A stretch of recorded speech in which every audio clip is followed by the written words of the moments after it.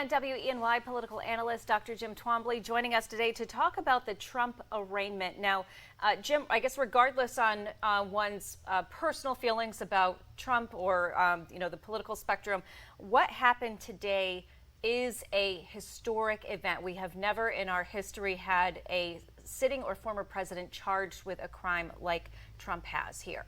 Yeah, that's true. And I mean, some people may be saying, oh, these are minor crimes, and the legal theory stretching them into felonies is a bit of a stretch. But all of that, the historic nature of it, led to what some have called circus-like coverage, even down to, yesterday with the motorcade leaving Mar-a-Lago, somebody pointed out that there was a white SUV trailing the motorcade and pointed out on Twitter, hey, is that a white Ford Bronco, hearkening back to the O.J. Simpson chase. And then today we saw the coverage of the motorcade driving through Manhattan, and mentions of how in court Trump was separated from his security detail, and a lot of commenting on how Trump had to face for the first time perhaps somebody not holding a door open for him. One of the court guards just let the door close and Trump had to push the door open himself.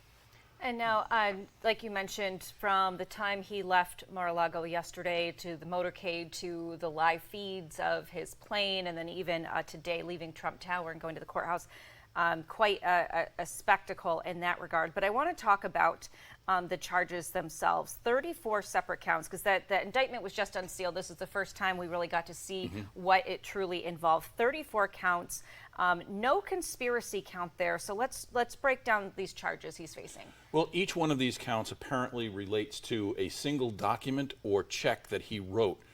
So each one is a separate count. So each time any payment to Michael Cohen or to anybody else was entered into a business record of some sort, that was counted as a separate felony.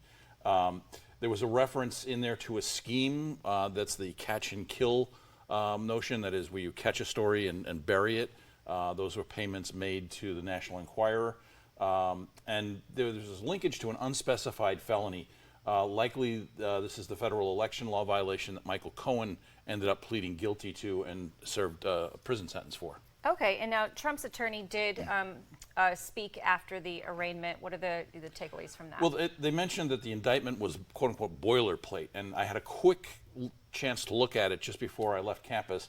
And yeah, it does look that way. If you look at each of the 34 counts, they're worded exactly the same, but I think that's in part because of this, reciting the same laws and everything for each individual, again, entry in a business record. There was no admonishment specifically at Trump, but there was a reference by the judge to inflammatory language that needs to be kept down by both sides. Okay, and now the next court appearance for this is scheduled for December, but we want to look ahead a little bit because Trump is running for president again in 2024. Can this have any impact on his reelection? This likely will not in and of itself, partly because of the controversial legal theory involved. And this will serve to fire up his base. There are far more serious charges coming ahead for Trump, likely. In about a month, we have the possibility of indictments coming out of the Fulton County District Attorney's Office.